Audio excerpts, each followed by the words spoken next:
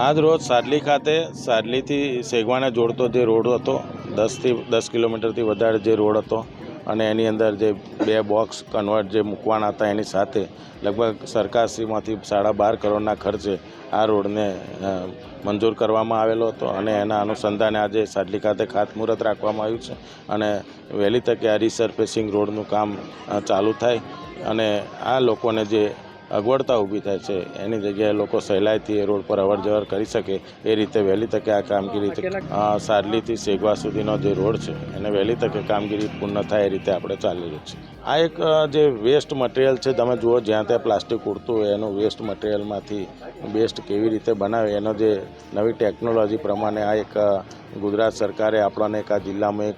એક model road તરીકે આપણને જે આપ્યો છે કે ભાઈ એમાંથી આ મટીરિયલની અંદરથી આ રિસર્ફેસિંગનો રોડનું કામ થાય અને જે વેસ્ટ જે જમીનની અંદર ઉતરતું હોય બહાર ઉડતું હોય એવું બધા વેસ્ટની અંદરથી આપણે આ રોડ બનાવીએ અને એક નવી ટેકનોલોજીથી આ રોડ બને એ રીતેનો જે સરકાર